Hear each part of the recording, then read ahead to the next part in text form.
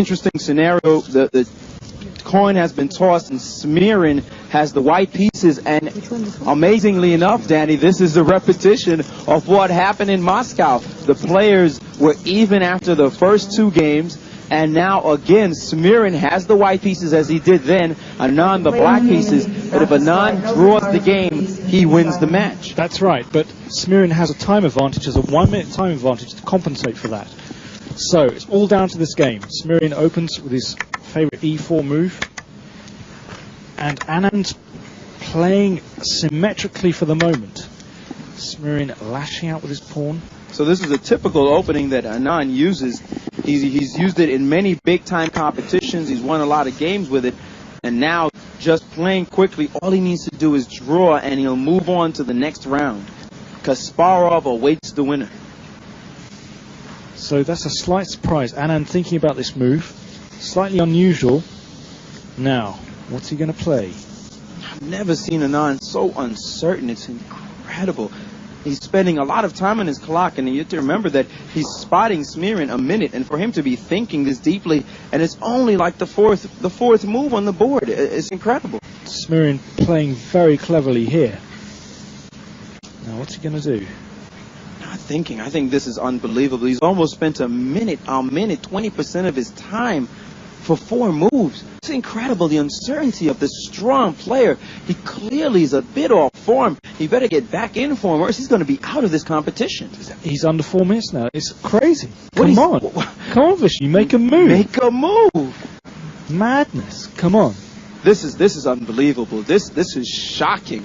I'm stunned to see it. He's thinking this long on this, the 4th move of the chess game, analyzing what I do not know, but Smirin has successfully thrown him off, and now he's used a minute and 30 seconds to think about 4 moves. This is completely ridiculous. He's putting himself into a deep, deep hole. Yeah, I mean, this simple recapture of the pawn by white is a little bit unusual. Normally you attack this knight first. Having said that, the position is fairly simple. What is Vishy doing? He's finally made a move. I mean, could it have been that dramatic? I do not know what he was thinking about, but it's certainly surprising. He spent all that time and finally he's chased the knight. Although he's renowned to be an incredible speed player, we've seen him uncertain in this match. He needs to get his form back, and he's lost a lot of time in the clock, and he needs to start whipping out some moves. And finally, he's pushed his pawn up, and now he's beginning to play a little bit quicker. The bishop attacking, and now his knight has come out into the game, and now he's speeding up. The king is castled. So this is a fairly well-known position, but Anand has used almost 2 minutes to get there. I just don't know what he was doing. So he's played this way before. This is a known theoretical position. So Anand knows it very well, but he's moving. He's used a lot of time on his clock. He's used a lot of time, and now he's under 3 minutes. And Smirin has not even used 1 minute. He's not even used 60 seconds on his clock. Anand already used about 2 minutes 15 seconds. So the time could be a crucial factor here. Anand's position is fine, very solid, reasonable. He has great experience with this opening, but he's down on time. He's exchanging off pieces now. His knight has to drop back, and his drop back to the center. The knight kicking at this bishop. So let's suppose he wants to save that bishop. Well, then he'll have to drop it back 1 square. He doesn't want to do that. He's left it alone. Smirin increasing the pressure. Now, this knight is stopping this attack down towards the king. The queen and bishop in a very threatening battery down here. So the pawn has come up. He's taken. Oh, this is fantastic. He's taken this pawn. He's sacrificing a piece. And now Smirin has collected another pawn. It seems as if he thought he was going to win this knight, but Anand has defended it quite simply with this bishop move, and maybe Smirin is going to be down a piece. Okay, but Smirin has 2 pawns for this piece, and he's now got a third. So he has 3 pawns for the piece.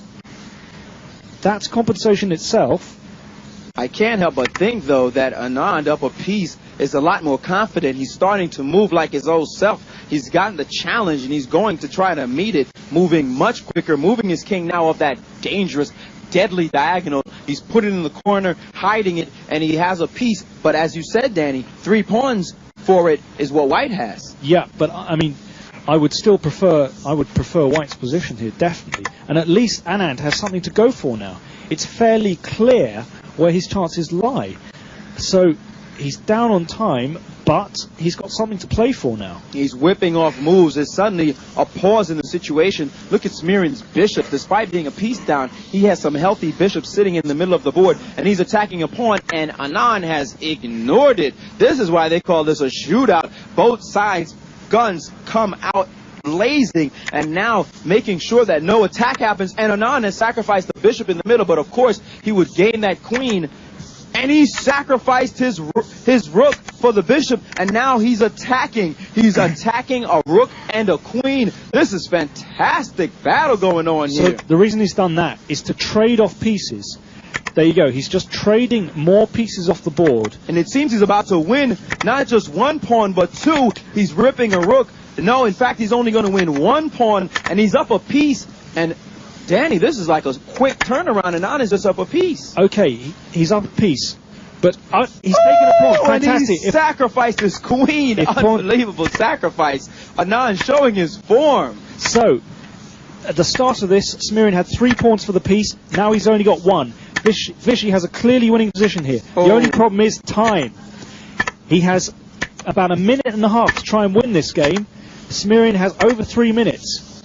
And look at Anand display his skill, his accuracy, and his moves, moving quickly, showing just why they consider him so fast and so rich a speed player. He's just moving quickly now. He's at a big disadvantage on the clock, but he's got an extra piece. But this is not over yet. This game is not over. Anand has only 1.5 minutes to try and win this game. Oh, but look at that position. The pieces. Oh, and he thumped that rook down with authority. And bam, he's ripped off all the extra pawns. He's just got a pass pawn. And look at him make a minute look like a year. He's ripped another pawn off the board. Anand seemingly coming back in